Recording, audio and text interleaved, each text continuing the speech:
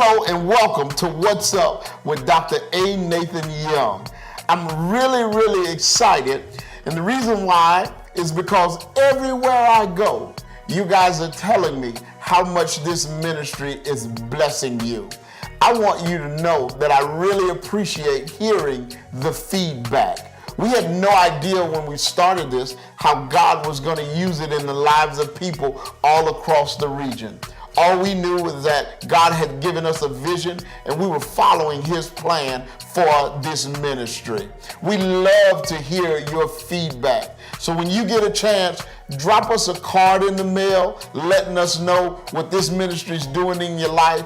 Or you can go to myfaithbible.org and you can click on the contact us link and send us an email letting us know what God's doing in your life through this ministry.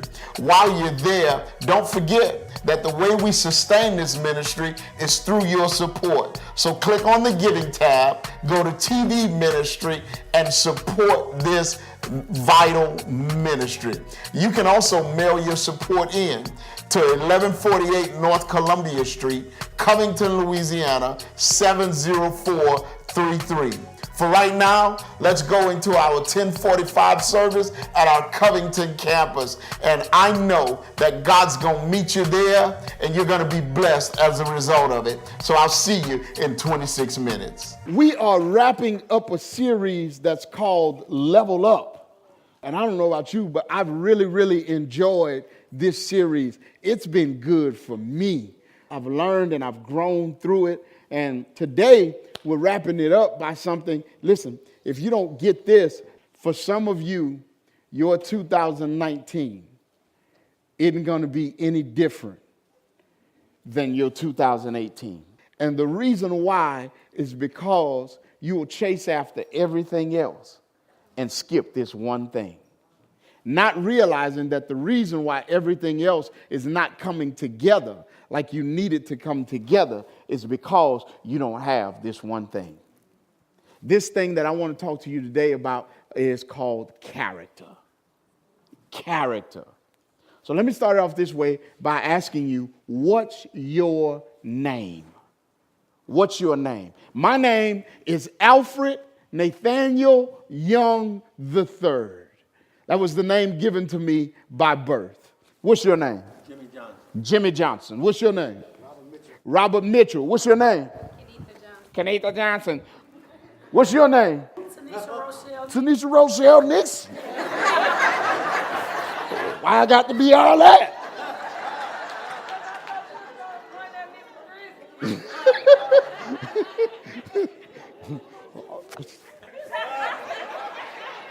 You ain't know?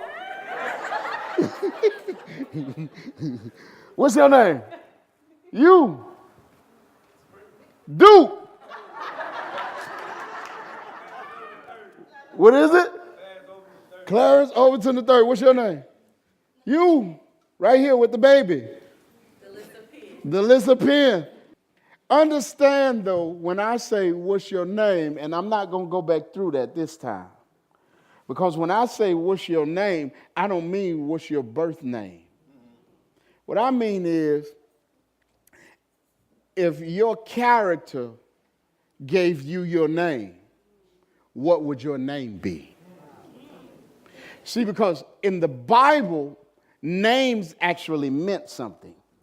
See, nowadays we just name our kids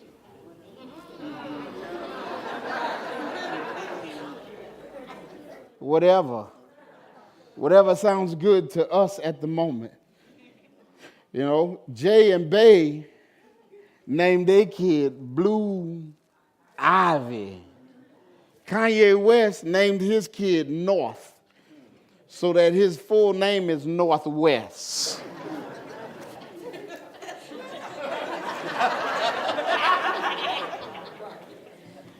We name our kids all kinds of stuff, but back in the Bible, your name meant something. Now watch this. And when you look at it, a lot of times the person would actually live to play out their name in their character. Watch this. Adam, when you study his name means red or red dirt. Why? because he was formed from the dust of the earth. Eve, when you study her name means mother of life. Why? Because no matter who you are, you came from Eve. She was the first mom ever. When you look at it, Abraham and Sarah, their names weren't always Abraham and Sarah. At one point, Abraham's name was Abram, Abram. Sarah's name was Sarai, Sarai. When did their name change to Abraham and Sarah? When God made a covenant with them. And to symbolize the fact that they now were in covenant relationship with God, God added an AH to each of their names. Abram became Abraham. Sarai became Sarah. We flip over to the New Testament, there was a guy named Saul. His name was Saul. But he ran into God himself on the road to Damascus. And after he ran into God himself on the road to Damascus, to symbolize the fact that he now had a relationship with God, God changed his name from Saul to Paul. Your name meant something, and most of the time it had to do with what was on the inside of you.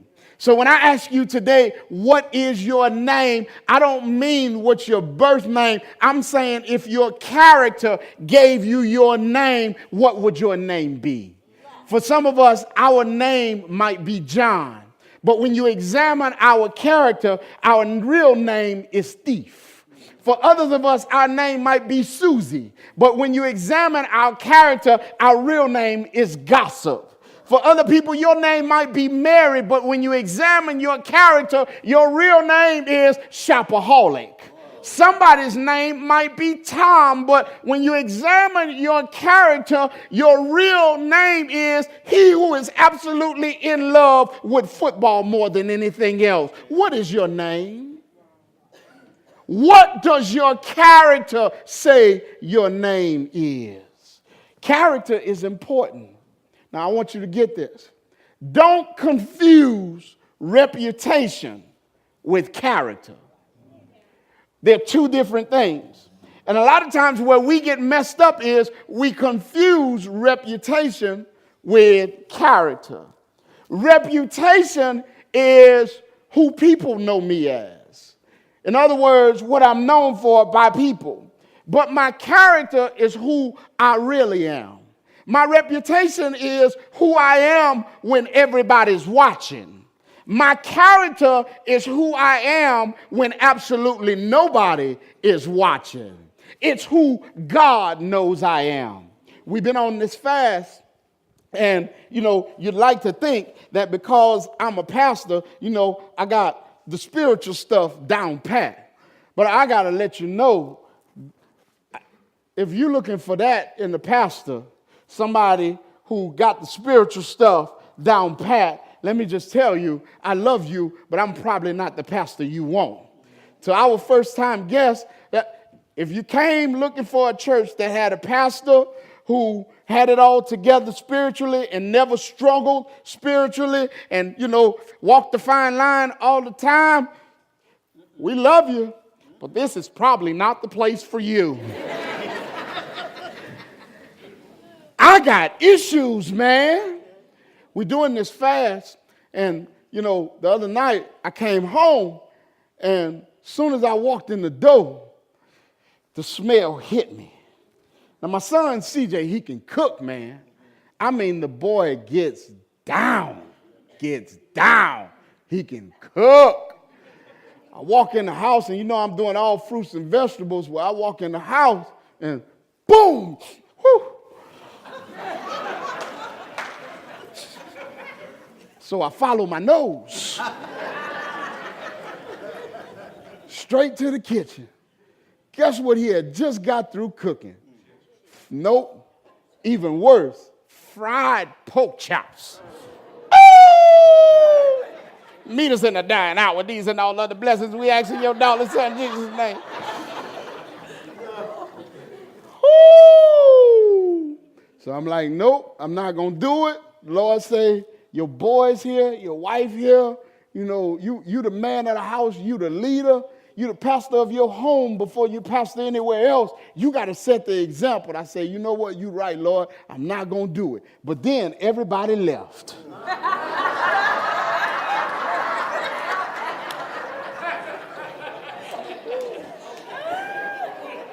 And I walked in that kitchen and I looked under that plate, Skeeter. They had 2 pork chops left.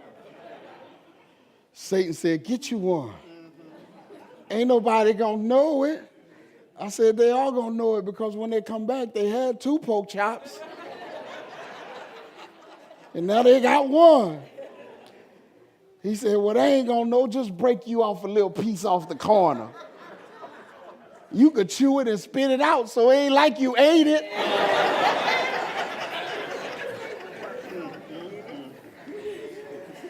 I got tempted.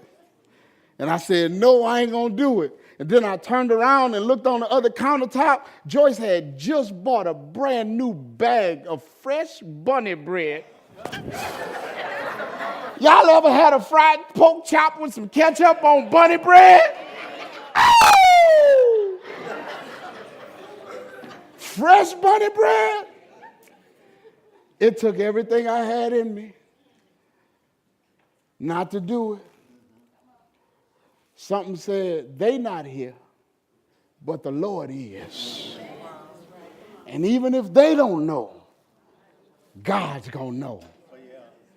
The difference between character and reputation is character. With character, you're more concerned about what God knows. With reputation, you're more concerned about what people know. Now, here's the deal. We get them confused, and the danger in it is that when we're more concerned about what people know than we are about what God knows, we start to live for what people think as opposed to what God thinks.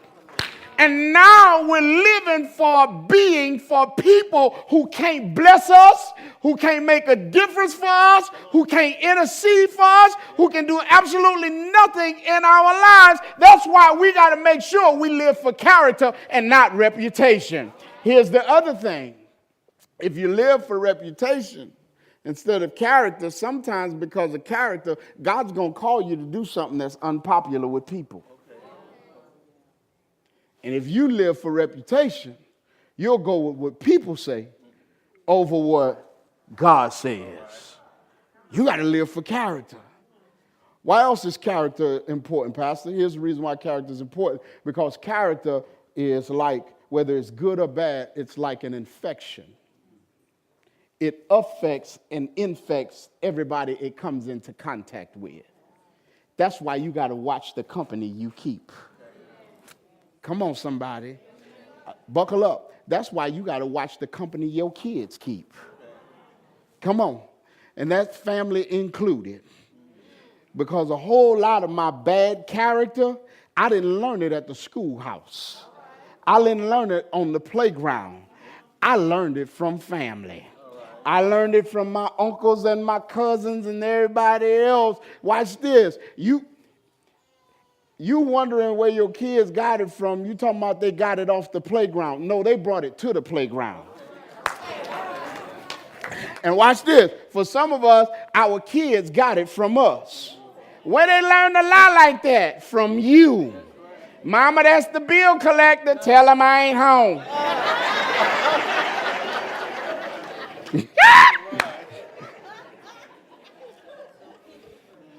But you are home. Do what I said. Now you want to kill him. It's happening on the schoolyard. And you're right, it's happening with the other kids. But what you're wrong at is your kid is the ringleader. Okay. They get it from home. It infects everything. Well, Pastor, if I got bad character, how do I change it? Genesis 32:3, watch this. It says, then Jacob sent messengers before him to his brother Esau in the land of Seir, the country of Edom. He also commended them, saying, thus you shall say to my lord Esau, thus says your servant Jacob, I have sojourned with Laban and stayed until now. I have oxen and donkeys and flocks and male and female servants, and I have sent to tell my lord that I may find favor in your what? Now, here's what I want you to get. Jacob, his name means trickster. And Jacob's life reflected his name.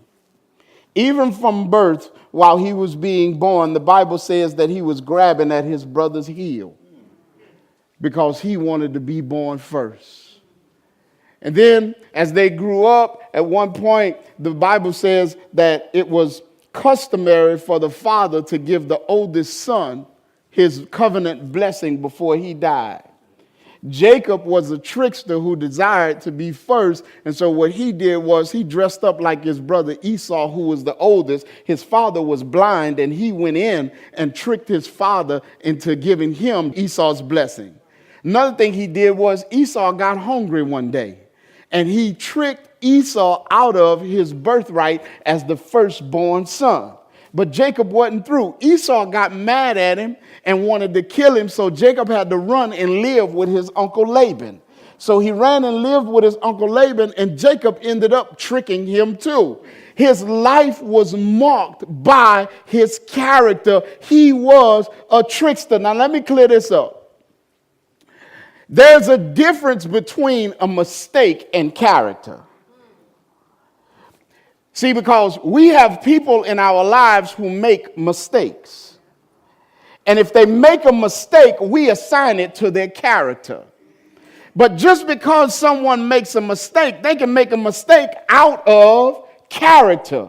So if they make a mistake, you shouldn't assign it to their character. However, when they make the same mistake over and over and over again, at some point, if people show you who they are, you got to believe them.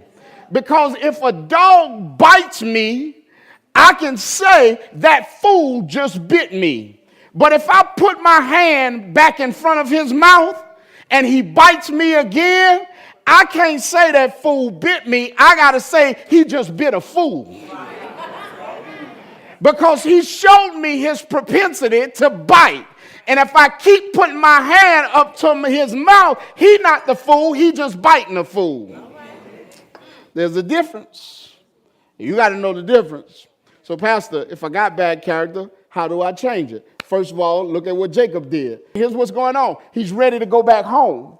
And when he gets ready to go back home, he sends people up ahead because he knows things are not good at home because of how he left it. So he sends people up ahead, and this is what he told them. He said, "Thus you shall say to my lord Esau." Then he says, "Thus says your servant Jacob." He tells them, "This you shall say to my lord Esau." And tell him, this is what your servant Jacob had to say. What's the first step to getting my character right, Pastor? You got to humble yourself. Notice what Jacob says. He says, "Tell my lord Esau that his servant Jacob said such and such." Watch this. What Jacob was doing was he was humbling himself before Esau. Watch this.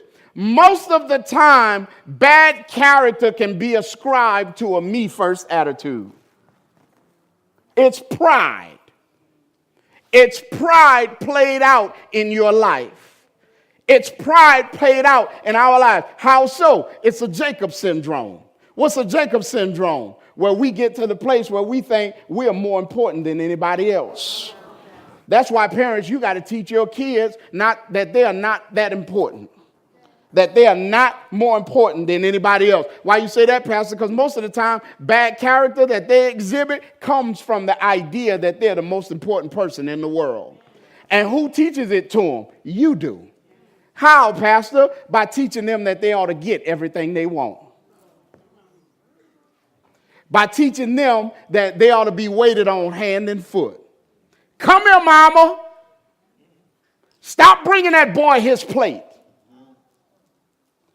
What? Why is he in the air condition while you outside cutting the grass? How come you taking out the trash while he on the Xbox 370 or whatever?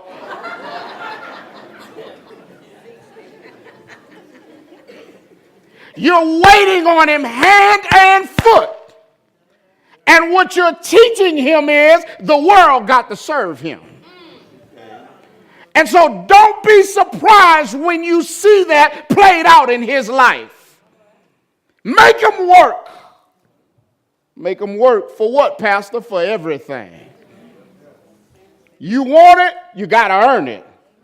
Why? Because the world don't owe you nothing.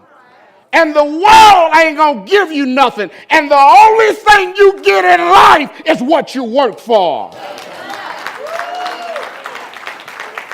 If you don't teach him that, don't be surprised when he grow up and hurt people and steal so he can get what he wants. You taught him, but you're more important than anybody.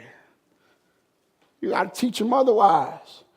My family, my kids, every year except this year, when Christmas come around, you're not getting any gifts until you give away some. You want a new Xbox? Give away the one you got. You want some new games? Give away the ones you got. But it's their stuff. I paid for it. And if I pay for it, I say what happens with it. And what I say that happens with it is you use it to bless somebody else. Because the fact that you got it is a blessing to you. And you need to learn that God ain't sitting up in heaven waiting to bless you and you only. The only way he'll bless you is if he know you committed to blessing somebody else. It's a me first attitude. That's how our kids end up like that. It's pride, it's selfishness that drives us to bad character. What happens relationally when relationships break down? I'll tell you what happens. What happens is somebody decide I'm the most important person in the relationship. And regardless of what damage it does to you, regardless of how it affects you, regardless of any of that, I'm the most important person at this moment, so I'm going to get what I want despite how it affects you. We end up ruining relationships. Bad character. How did he fix it? He humbled himself. Watch verse 9 through 12. Watch what else he did. Jacob said, O God of my father Abraham, and God of my father Isaac, O Lord, who said to me, return to your country and to your relatives, and I will prosper you. What is he doing? He's reminding God of his promises to him. He says, I'm unworthy of all the loving kindness and of all the faithfulness which you have shown to your servant. For with my staff only I crossed over the Jordan. And now I have become two companies. In other words, he was saying, I left home with nothing. And you've allowed me to build up to where I got two companies and all these people surrounding me. So what he's doing is he's telling the Lord how he's blessed him. And then he says this. He says, deliver me, I pray, from the hand of my brother Esau. What was Jacob asking God for? He was asking God to get him out of trouble. Watch this. And he was asking God to straighten out his situation. And then he says, for I fear him. He says that he will come and attack me and the mothers with the children. So he's asking God to get him out of trouble. He's asking God to straighten out his family. And he's asking God to protect his loved ones. Watch this. He says, for you said, I will surely prosper you and make your descendants as the sand of the sea, which is too great to be numbered. So he's asking God to get him out of trouble. He's asking God to protect his loved ones. He's asking God to straighten out his family. And he's asking God to give him the promises that God had made to him. Now watch what God does. Verse 22. Watch this. This is how God responds. Now he arose that same night and took his 2 wives and his 2 maids and his 11 children and crossed the ford of the Jabbok. He took them and sent them across the stream, and he sent across whatever he had. 24 reads this way. Then Jacob was left alone, and a man wrestled with him till daybreak. It says, when he saw that he had not prevailed against him, he touched the socket of his thigh. So the socket of Jacob's thigh was dislocated while he wrestled with him. Then he said, let me go, for dawn is breaking. But he said, I will not let you go until you bless me. So he said to him, what is your what? Name. And he said, Jacob. He said, your name shall no longer be called Jacob, but Israel, for you have striven with God and men and have prevailed. Listen. Jacob asked for God to get him out of trouble. Jacob asked for God to straighten out his family. Jacob asked for God to protect his family, and Jacob asked for God to deliver on the promises that God had made to him. God didn't do any of that. God did what Jacob didn't ask for. He changed his name. He changed his character. What are you saying, Pastor? I'm saying that the reason why some of us are going to still be in the same position at the end of 2019 that we are in 2018 is because we keep asking God, like Jacob, to protect our family. We keep asking God, like Jacob, to get us out of trouble. We keep asking God, like Jacob, to come through on his promises. We keep asking God, like Jacob, to watch over and keep and protect our family, asking God for all this stuff. And you know what God is saying? God is saying, I'm more concerned with your character than I am with any of that. And until you get to the place where you allow me to change your character, I'm not going to release my promises in your life. Because if I release my promises before I change your name, it'll be like showering gifts upon a spoiled, rotten child. And I refuse to do that, because if I release the promise without changing your person, then all it's going to do is you're going to mess up the promise. And before I allow you to mess up my blessings for your life, there's some stuff that I want to do on the inside of you. And so I'm not going to release the promise until I change the person. And until the person gets changed, then the promises aren't going anywhere. I'm looking at some folks. And you keep begging God. You said you want to prosper me and not harm me. I want you to do this, and I want you to do that. And God is going, before I do any of that, you need a name change. They got some stuff that I'm trying to do in you before all this stuff you want me to do for you. Because if I do what you want me to do for you and don't do what I need to do in you, all you're going to do is mess up what I do for you. Notice what Jacob did. It says, now he arose the same night, took his 2 wives and his 2 maids and his 11 children and crossed the ford of the Jabbok. He took them and sent them across the stream, and he sent across whatever he had. Then Jacob was left alone. You know what you got to do in order to change your character? Not only do you have to humble yourself, but you got to get alone with God. You got to make a habit of getting by yourself with God. Watch this. How come my character not changing? How come I'm still struggling with the same thing I've been struggling with for years, Pastor? It's because you have not yet made a habit of getting alone with God.